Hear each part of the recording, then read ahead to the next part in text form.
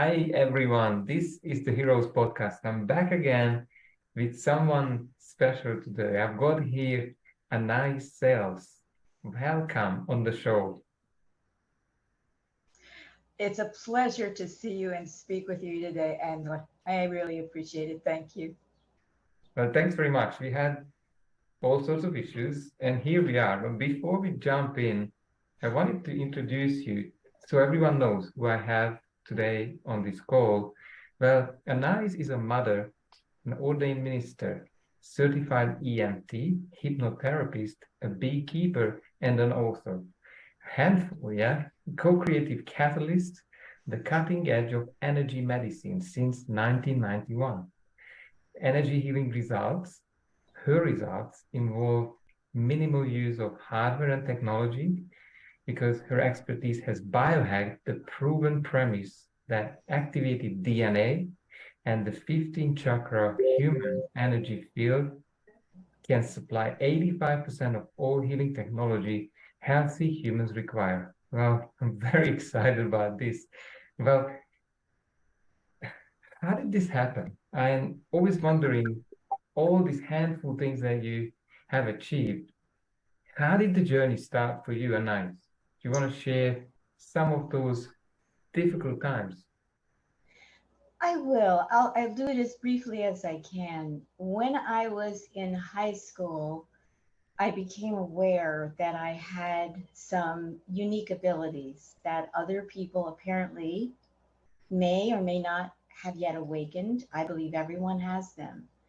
And because of the family that I was born into, I was given a message of disapproval for having those gifts and skills. So rather than shut them down, I just shut my mouth and stopped talking about them, which I think was, a pretty good decision at that time. So in high school, one of the lectures that happened all the time for us, and I went to a very beautiful high school for gifted, and I was a straight A, great student, all that, blah, blah, blah. And the message was, you must be a master of one trade. A jack of all trades will be a failure. I heard this message again and again and again and again as my own DNA continued to light up and send me in all these glorious directions. And I chose to listen to that internal message first and risk rejection and risk not being understood. That was what helped me be the person I am today, was that I had to learn how to navigate that emotionally, and it was very, very painful. I spent a lot of time alone. I developed a great relationship to nature because of that, and I had so many advantages in my family, so I was able to keep on going and stay in touch with me. Wow. um, yeah, one of the shocking things that happened in high school was we'd been given a writing assignment to write a short story, and I worked so hard on this and really let my imagination fly free. And when it was my turn to read my story out loud to my English class, I was so excited because I'd worked so hard on it. I finished reading it, and the English teacher came up to me to stand beside me in front of my entire class. And she said, now, ladies, this is an important lesson for you. This lesson will be about plagiarism. So, in front of my entire class, she accused me of not having written my story. I was appalled. I had no idea how to respond to that in the moment. I went home and described the incident to my parents. I had annoyed the heck out of them reading my story, so they knew I had written it. I was writing stories and poems all the time. My mother went in, spoke with the English teacher. Then, maybe a week or two later, this woman came in the hallway during break when everybody was in the hallway and there was class commotion, people running back and forth. She said, I just want you to know that I took your story to the English department and everybody read it, and we all found enough flaws in it that we could imagine that you might possibly have written it. Nice, huh? Nice. Hmm. Um, So, not an apology in front of my class where she had accused me. So, this is how I began to learn about the system early and how the system works and how the system will find ways to try to dampen your spirit, try to dampen your gifts, try to dent your self-worth, try to keep you small, try to erode your self-confidence or any trust that you have in yourself and who you are and what you can do and will become. So I'll share that with you. Later in life, I married. I had a beautiful son. And then when my husband and I were ready to have a second child, I was diagnosed with an infertility problem that was caused by a copper 7. And I had asked my gynecologist to remove it, and he refused. This man actually refused. He said, "No, we're not." I said, "Yeah, I had to threaten to sue him to get this thing out of my body." Okay. Anyway, terrible scar damage. Couldn't conceive again. Both fallopian tubes completely occluded. I'm now sick. I've developed a secondary infection, a fungal infection. One of my kidneys was failing. I'm down to 80 pounds, and I'm laying on my sofa in a beautiful country home in Vermont that my husband and I had purchased. This is our dream home. We're going to live our dream, and I'm dying, and I'm 23 years old. Oh, I wanted to know why, not why it was. I wanted to know there was some reason why I was laying on my sofa learning how to meditate, which I didn't know anything about meditation, and just going deep, deep within. I got the answers. And with those answers came, once again, from DNA igniting and sparking, a process for self healing. And I listened and I followed and I did this faithfully. There's something about taking small steps every day and that people need to really appreciate. When you commit to small steps and you trust yourself and you really honor who you are, you will make your journey in a really beautiful and glorious way. So I followed those instructions, and 2 years later, all of the scar tissue in my body fell out in one clump, and 2 years later, I gave birth to another child. So that was healing number one. First, heal thyself. Know thyself, heal thyself. That child, just before he was 2, developed rheumatoid. He was diagnosed with rheumatoid juvenile arthritis. I knew he was sick. I kept taking him to the pediatrician. Pediatricians weren't listening to me. It was a July 4th weekend. We were going to travel for the weekend. He was running 103 fever. My partner at the time came home. We were all getting ready to leave from there. I said, "No, we're not going anywhere. This kid needs to be seen by a doctor now. I've called his physician. His physician is not listening to me. You need to call and tell them that we're going to show up in the emergency room in 20 minutes. And if he is not there, we're going to find a new doctor and a new practice." This is lesson 2, learning how to stand up for myself in the quote real world. Okay, so kid in the hospital for a week. I'm staying there with him. My other little son is being taken care of at home. I'm writing down everything. I'm making all the observations. I make a very important observation. I go home and I called one of my friends who's a doctor then at Children's Hospital in Philadelphia. I said, "Hey, if I take my child off of all milk products for 2 weeks, is this going to hurt him in any substantial way?" Answer, no. Did it? Turned out that it was a milk allergy that was presenting as JRA. 4 months later, he was completely in the clear. We eliminated everything, including whey, from his diet. He's happy, healthy today, decades later, never had another incident.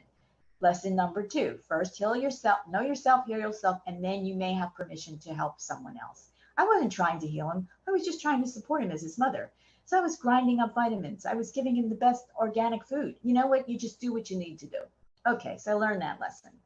Then things progressed. Life changed. I had my own business designing children's clothing, which I loved. Then my partner at the time decided he wanted to go to medical school.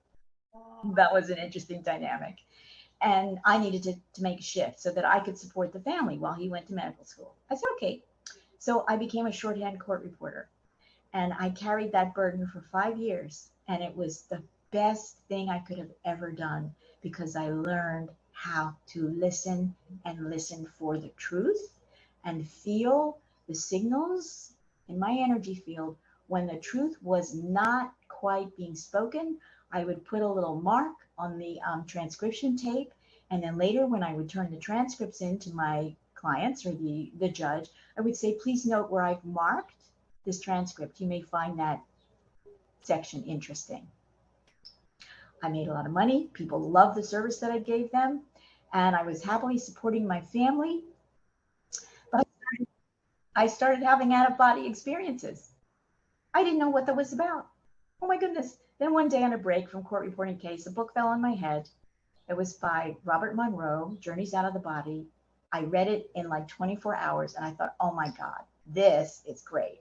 Call the Monroe Institute. When can I come? Next retreat. Went to the retreat. Sound technology, balancing both hemispheres of the brain.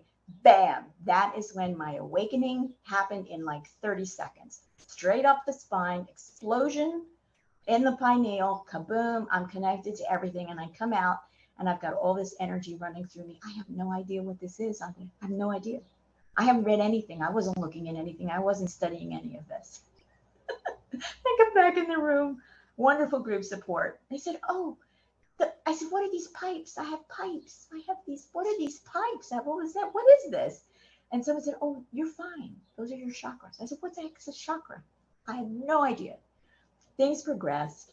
And then in 1991, which is about 2.5 years later, I was working alongside doctors in hospitals outside of the US because I couldn't do this work in the US, working with burn patients in pediatric oncology and getting spectacular results. No technology involved on my part. All the technology was on the doctor's part. Extraordinary collaboration with verified results, some of which they called miraculous, never seen before. That is what human beings are capable of. And what I'm living today is doing everything I can for people to just trust that this is in them and how to access it. Took a little longer than I thought, but there you go. Wow, that's a lot happening in a sequence of seemingly accidents, huh? Oh my gosh. I was wondering how you were able to, especially just maybe one step back, and then we'll go back in the future, that how you were able to stay centered when you got all of these less than optimal experiences as a child, because I'm working with a lot of people and they end up hammered so much that they give up themselves and they don't even remember. Parents helped you, or you had this inner, how did you do it? There's a place inside me that I am connected to that I feel is my connection to everything. And because it's my connection to everything, I call it the Living Lessons Library within me. And I was given so many special opportunities in ways that your audience might not be interested in, but many of this included a little bit of the things that scared my parents, the skips and gills that scared my parents. I relied on those things and I trusted. And I always carried the message, do no harm, please do no harm. And I stayed centered right here. So every time it became difficult, I went within. And this is how I learned about my own biospiritual anatomy, my greater energy field. And we all need this information because it's what will keep us from having the system of separation, which is what I call it, eat us alive. You say people listening to us through this interview, do they all have the same energy source in them, and this they would have access to it, would you say? Yes, getting access to it can be hard today because the intent of the existing system that we're in, it is a designed system of separation. It is designed to keep us separated from who we are. It's designed to keep us from separated from knowledge that's within us, that we all could, our birthright is to have it. This information is in your DNA. And so my joy in life is helping people remember, helping them access, watching with pleasure as their lives change, as they learn how to use energy properly and stay connected. That's beautiful.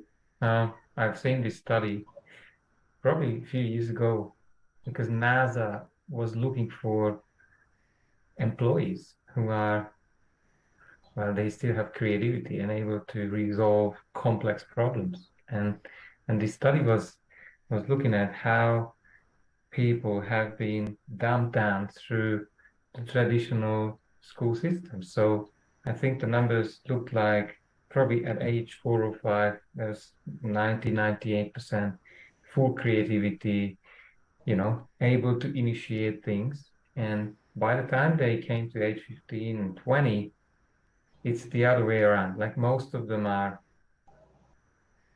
taken into this compartmentalized uniform system where they are probably chasing or trying to find a job and then fit into the society. Do you see this a lot? And you, I do. Now I'm fortunate because one of the things that helped me my whole life and still does is I am incredibly stubborn. I will not give over authority or sovereignty or control of who I am to anyone or anything. I refuse. I'm just a real warrior when it comes to that. And I did this as a child, but I had art. I made art. I made music. I sang, and I continued to be in environments where this was honored. And this is one of the most precious gifts that we can give our children in education: access to art, access to music, access to deep feeling, and developing their abilities to perceive and understand externally and internally. So, yes, this is happening. I became a certified, I didn't put it in my bio, I was also a certified Montessori educator and worked with preschool children, another joy of my life, to ensure that these children would move through with some of themselves really intact. That's what we get to do as adults. We get to support that. And we get to support that in adults too, because that part of them is still inside. It may be damaged, it may be scared, but we can all work together to bring that back out. that's powerful notion. How are you helping Anais? What is your process? Because you say they all have it in them. Uh, what's the method or what's your way of? I sometimes call myself a slave liberator, but how are you doing it your way? What's unique about you? I think what's unique about me is that I actually, because of this connection that I have never allowed anyone to touch or damage, I get tremendous information and about the energy field, all of it. A lot of people these days may have they may be very interested in mindset, but that's just one energy field in your body. That's your mental body. They may be interested in emotional healing, but that's just one energy field. That's your emotional body. There's your atomic body. There's your physiological body. And then some people say, oh, yeah, I know about my 7 chakras. Well, those are just minor embedded embodied chakras. There are 8 other chakras that function all around you. Most people don't have a clue. My task is to show them, is to open the door, stand by them and say, I will be right here when you walk through. I will be right here when you walk back out. And you will go walk through, come back, walk through, come back, walk through, come back. Expand, integrate, implement, expand, integrate, implement, always touching back within. I think this is what I do very well. And I have a pretty good command of language, so I can usually find a way to talk to people. So tell us, what is the eight, the missing eight that probably 99% of the people wouldn't know about? What, tell us the secret.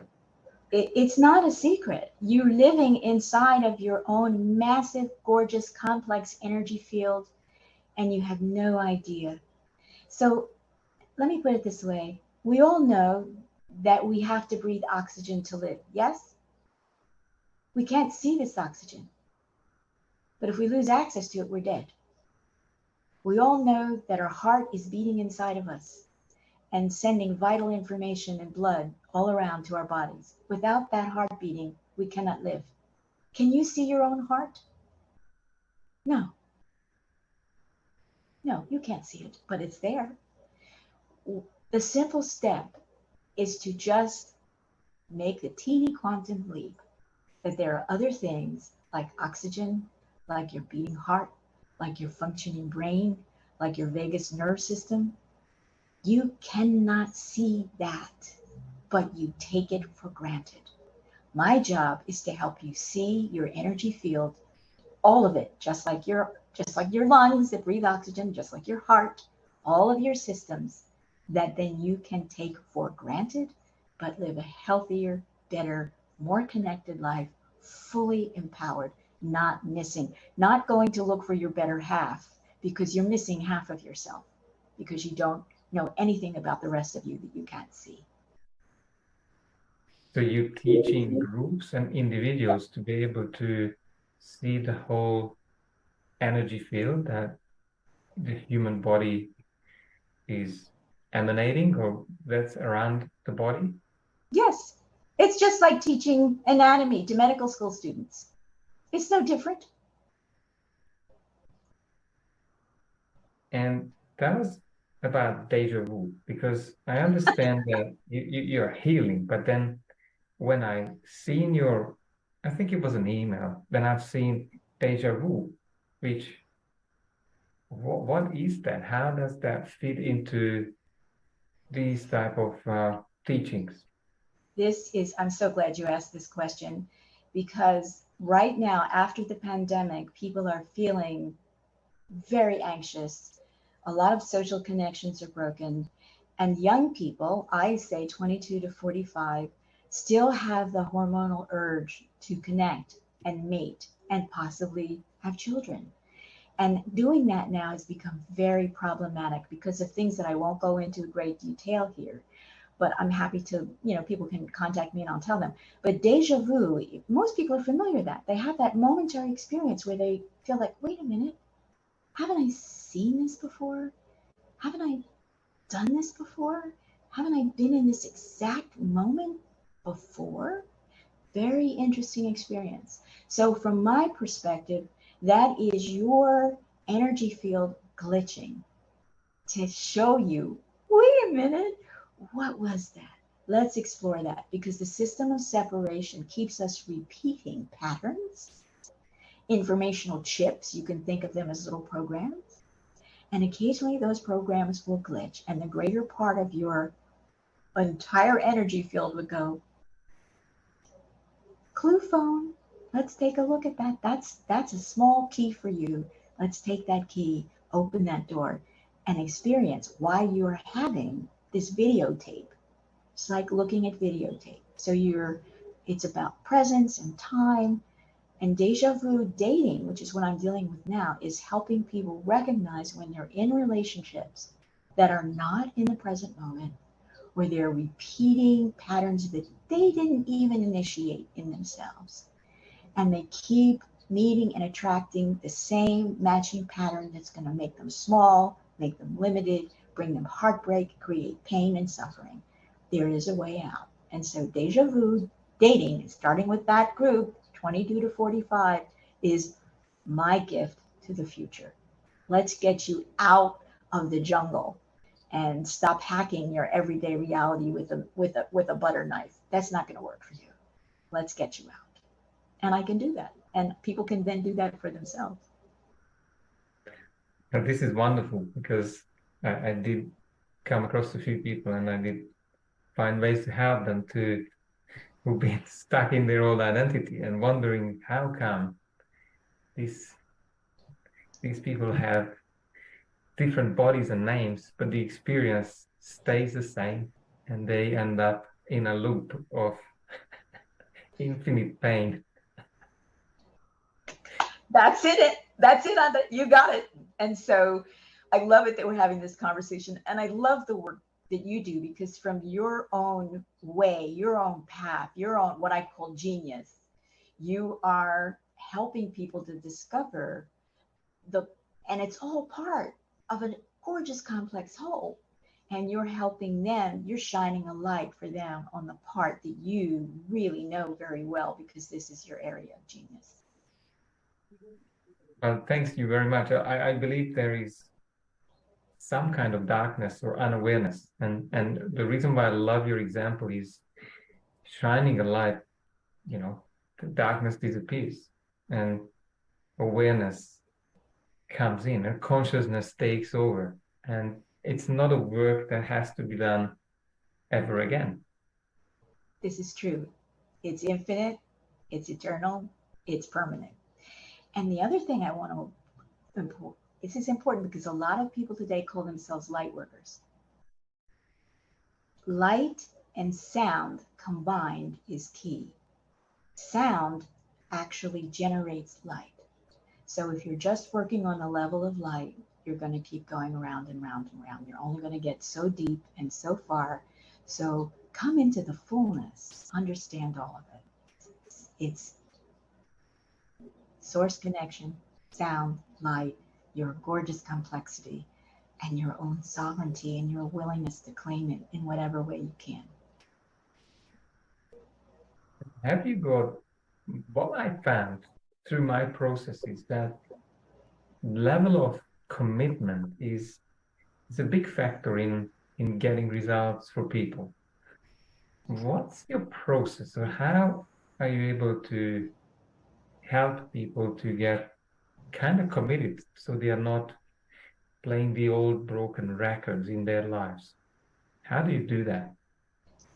I think we need to stand together in the work that we do, and the commitment comes when a person gets the tiniest reward, the moment of recognition, the full body feeling, the shivers and tingles, where they experience, oh, this is true for me.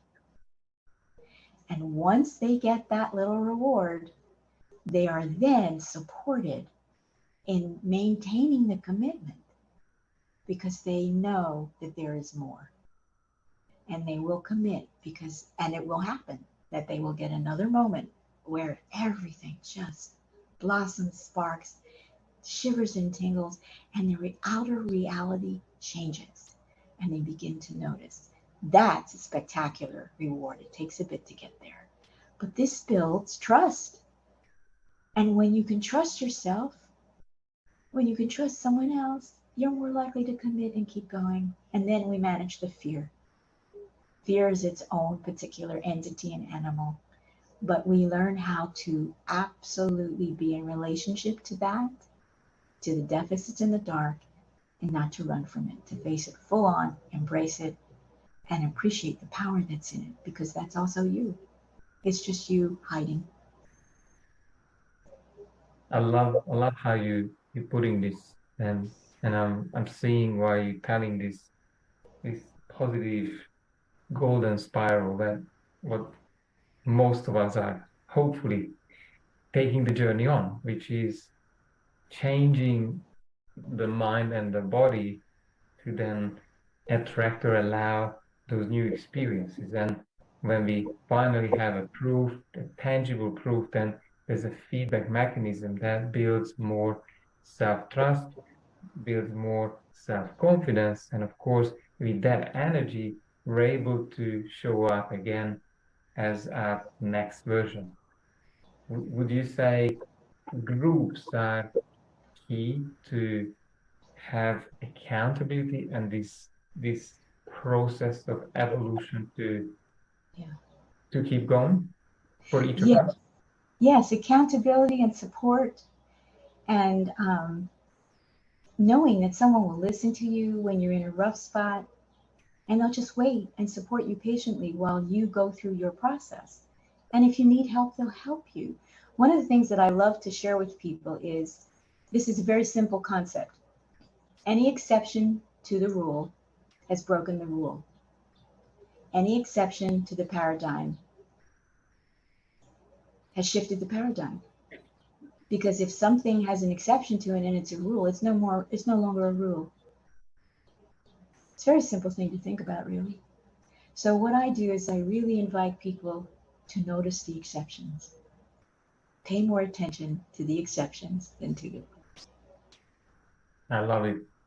It's almost like sometimes I have this vision when one is sitting in the problem and all they can see is the problem, and then you know, these change workers come and they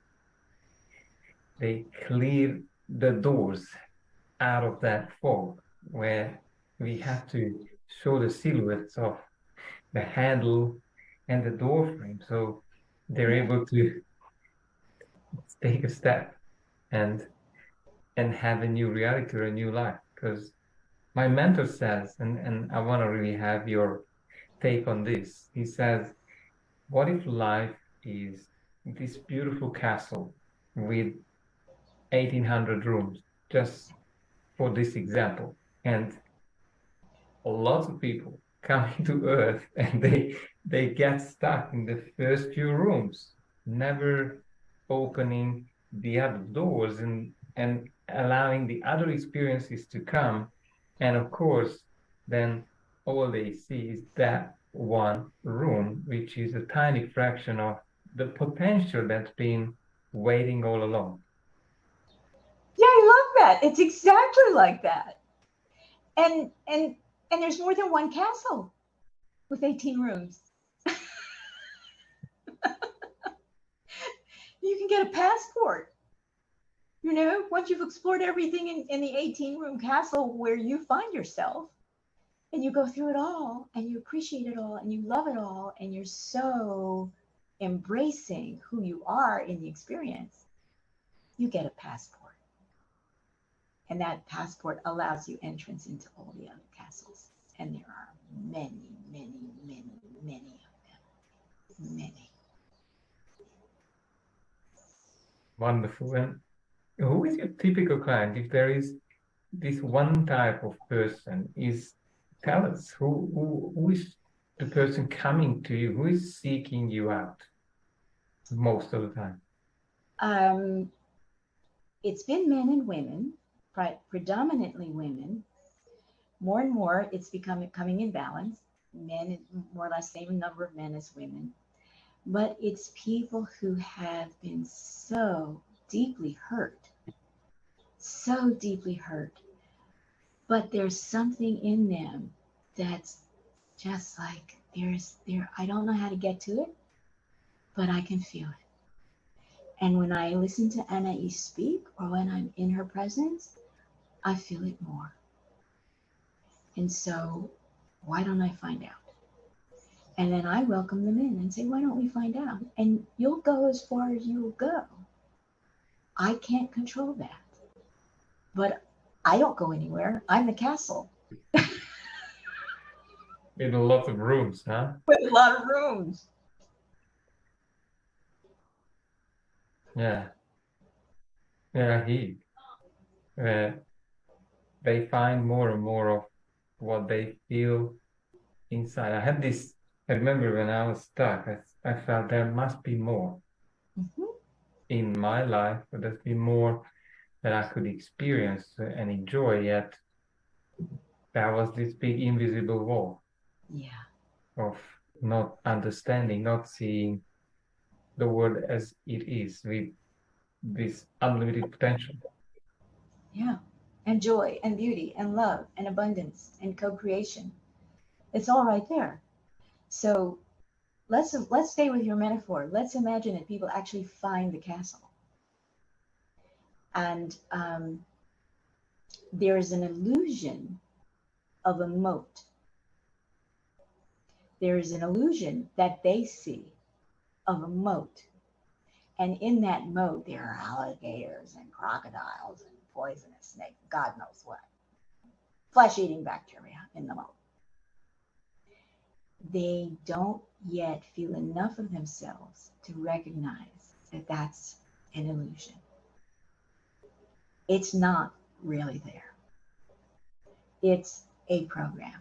It's like watching the same video, it's deja vu, watching the same movie, same plot, same character line, same absolute plot over and over. That's the moment when someone says, I want the more who is me so badly. I'd rather die crossing the moat than not take the step. Do you feel that? I do feel it. Yeah. And today I was writing an article about Groundhog Day, the film Groundhog Day, and I prompted people to watch that movie, but finally not sit down to have a good laugh on a Hollywood movie, but watch the movie with the lenses of their lives. And It's one of the most profound movies ever made. All the information is right there. And I am so grateful for that film. I've actually written an article based on that because okay. everything is in that movie. Everything. It's right there. And his process. Yeah, I hear you. And I shared this, I don't know, the other day it just came up. I said, well, and I have a client not far from you in Philadelphia who has some issues. She's repeating, or he's repeating his self-sabotage daily. And we've been working for a while. And I said, well, your home play is to watch this movie, but really watch the movie and listen to all the principles that are shared because we always have choice. We could do or not do certain things, show up or not show up, Yeah. but eventually time just goes by and your life expires. You know, there's one beautiful element in that film, which is the moment that he surrenders. And he's already tried to kill himself and he can't die. And he's already trying to find love and he can't connect. And in the moment where he surrenders and moves toward simple creativity, playing the piano, doing ice sculpture, and focusing on himself and stop putting himself in the position of trying to to be connected in a world that literally doesn't want him. Stop. And creativity is key. Would you say, and not just that movie, but the bottom line is is getting to the point when one decides to live from the heart or Mm. live from fear. Is that, do you think, the essence? Yes, the essence can emerge through the connection to the heart, or another very important point right here in the thymus gland, which is what I teach. It's called the azure. And this resonance, because it carries a resonance, it has a sound. Your heartbeat produces a sound. Your lungs expanding and contracting produces a sound. And connecting and just falling deeply into just listening inside your own body, even if you just listen to the rhythm of your own heartbeat. That's what I was doing on my sofa when I was dying. This is is a path, it's a doorway, it's an opening. Just breathing and listening, just feeling your heartbeat and feeling it and listening. It's beautiful. There's your more. So that comes from inside the sound, as you said, Hmm. It's from the inside. breathing. It's inside. Hmm. And so just listening, and so many traditions, Buddhism and other practices, will take you into meditation so you can clear the fog off the window, you can see yourself in the mirror, then you can see that that's just a reflection. That's not you, it's a reflection. And then you can turn from the reflection and walk toward what's inside of you and what's sacred and eternal and beautiful and cannot ever be destroyed. Doesn't matter what happens to your body. I mean, that seed core can't be destroyed. That's the fear part. And so that's why Groundhog Day is such a powerful movie, because how many times does he try to kill himself? It just doesn't work. And then that was the moment when he had to peel through his own discomfort with himself and with his reflection and how other people were seeing him and feel who his more was. And then he let his more show and shine and connect and everything about it. His whole life changed all in the same place, all the same day, all with the same cast of characters. It's a stunning film. Yes, thanks for really giving us more depth to how it happens and how to go inside. What would you be celebrating in 5 years' time if things went well for you? I celebrate every day because I'm always looking at the exceptions to the rule. So I'm in celebration, like 90% of my time, and the other time I'm whining and being grumpy and cranky, no doubt. And drinking coffee and just like being a splattered mess because that's who we are. That's also who we are because if we weren't being that, where would we have the pleasure of discovery of our more? I love discovering the pleasure of my more when I'm just a mess. It's so great. It's such a wonderful experience. So just know that every one of you is unique.